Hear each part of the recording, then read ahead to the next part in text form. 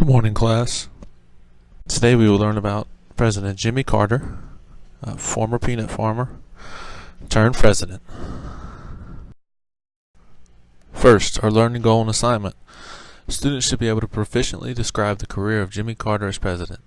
Students are also to prepare a two-paragraph description of Jimmy Carter. The first paragraph should be a summary of Jimmy Carter. The second paragraph should be students' opinions on Jimmy Carter.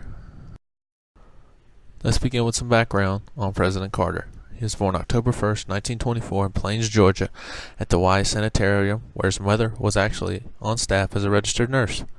He attended Plains High School from 1937 to 1941. He was always known as a diligent student with a fondness for reading. There's actually a popular story whenever he was in high school. He was passed over for valedictorian after he and his friends skipped school to venture downtown in a hot rod. Carter's truancy was mentioned in a local newspaper, although it is not clear he would have been valedictorian anyway. While at Plains High School, he was a part of the basketball team, and he also joined the Future Farmers of America, or as we know, FFA, and he developed a lifelong interest in woodworking. Moving on, we will look at his pre-presidential life. Carter entered the U.S. Naval Academy in Annapolis in 1943. While in the Navy, he won the American Campaign Medal, World War II Victory Medal, China Service Medal, and National Defense Service Medal. He left the Navy in 1953 and joined the Navy Reserve in 1961.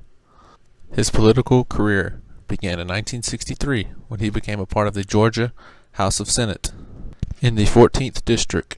He would then go on to become the 76th governor of Georgia in 1971. And despite being a major underdog at the beginning of the election in 1976, Jimmy Carter won the United States presidency over the incumbent Gerald Ford by a margin of 297 to 240. As you remember from our recent lessons discussing U.S. presidency, it only takes 270 electoral votes to accomplish victory. As you see in this next slide, I have attached a photo of Georgia broken down in its congressional districts. I have attached an arrow to the 14th district to show you where Jimmy Carter was senator. As you heard in the previous slide, he was also governor of this entire state. We will now look at Jimmy Carter's presidential career, what he accomplished, what he failed at. Jimmy Carter established the Department of Education and Department of Energy as a part of the presidential cabinet. One of his big accomplishments as president. Many historians will argue that he is known more for his post-presidency accomplishments in office. One of the big problems he ran into was the Iranian hostage crisis. After being overthrown in Iran, Shah Mohammad Reza Pahlavi was admitted to the United States for cancer treatment. Iran demanded that he be returned to stand trials for crimes he was accused of committing during his reign. Specifically, Pahlavi was accused of committing crimes against Iranian citizens with the help of the secret police. The Iranians saw the decision to grant him asylum in America. The Iranian demands were rejected by the United States. This caused the Iranian revolt. The U.S. Embassy was taken over and hostages were held captive for 444 days.